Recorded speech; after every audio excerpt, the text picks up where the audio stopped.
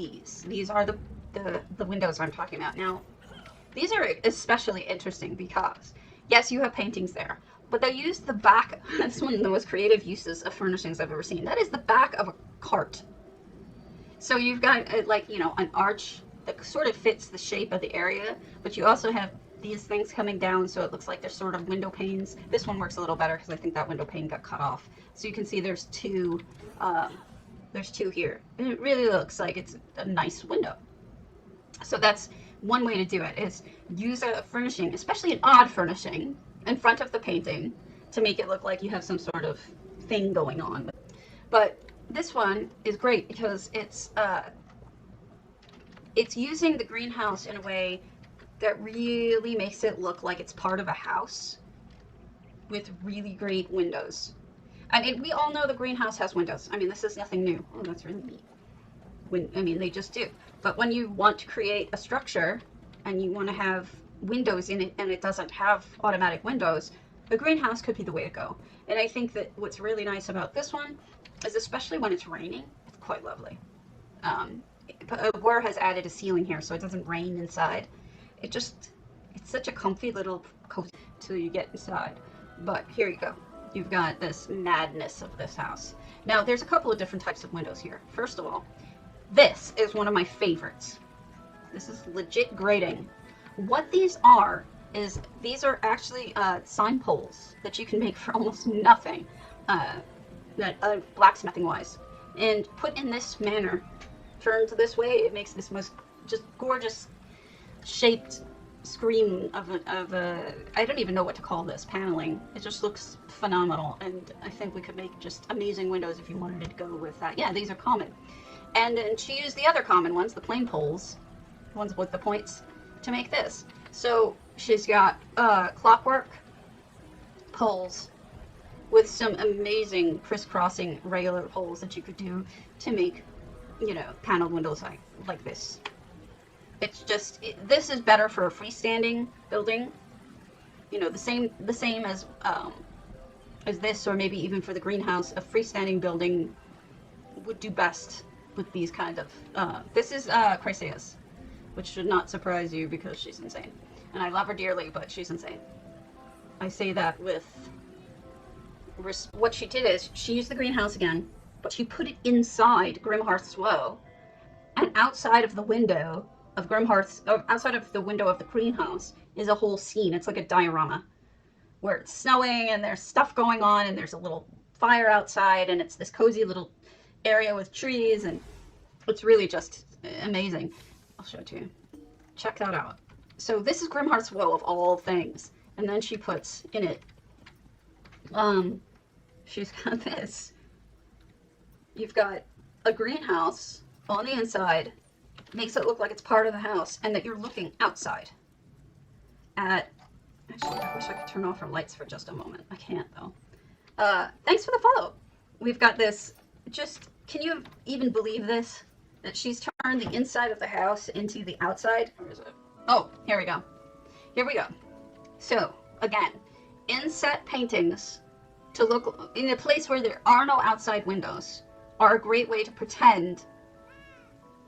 Oh, well, you gotta try. Sometimes.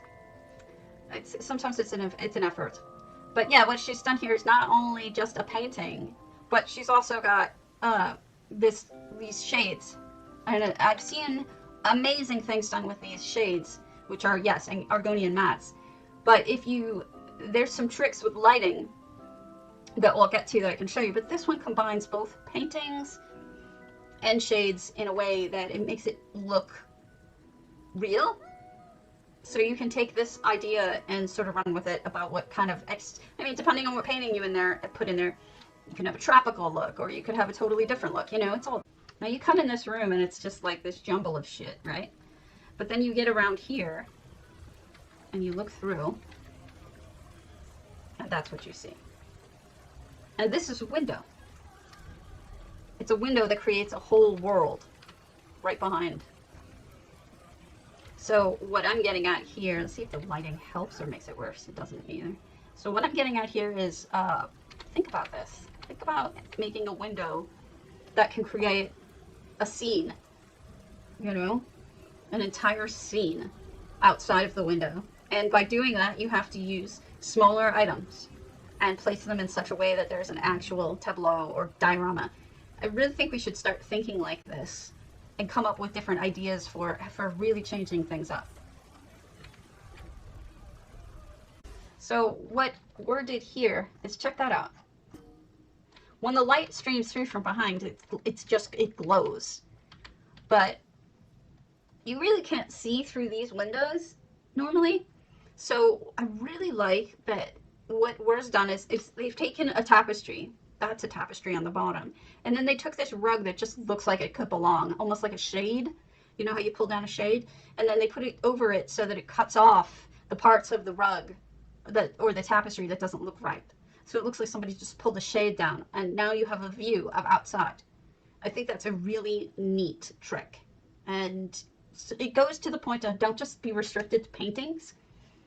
Look at other objects around you, like carpets, like tapestries, like other things like that have decorations that could fake looking outside.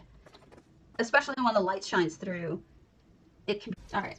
So this is my house for Halloween, but give it a moment. I have a ton of different effects going on. So let's turn them off. These work really well as windows.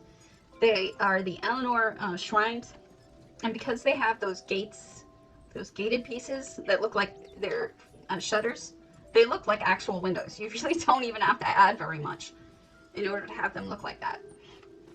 I found them to be really useful, and you'll notice I use them over and over again.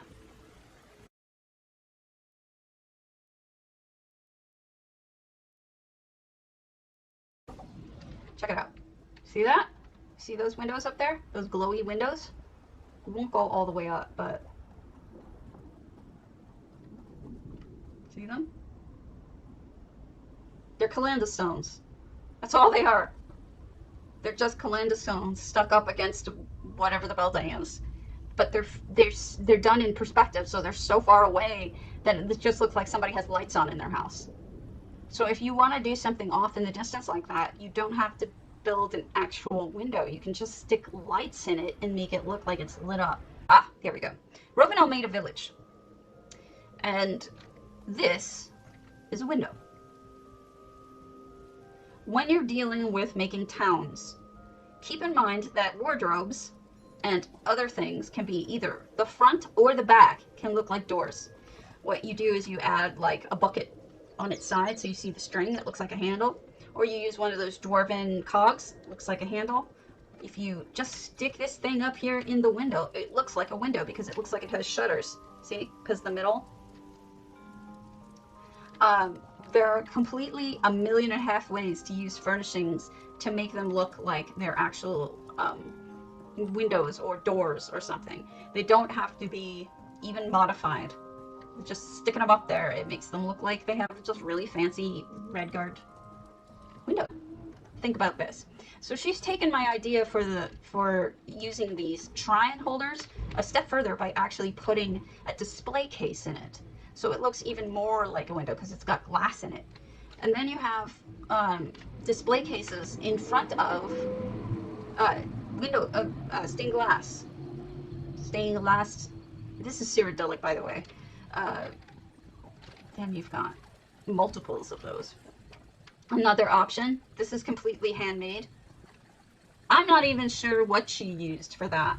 I don't know what each of those are. You know, I don't know what each of those windows are, but it's pretty phenomenal. Yeah, I mean, they're gorgeous. So then you have, for doors, we've got a wardrobe. So, see, wardrobes especially work really well for windows. And then you've got mirrors, which are just such a smart idea. You've got the double mirrors looking like windows.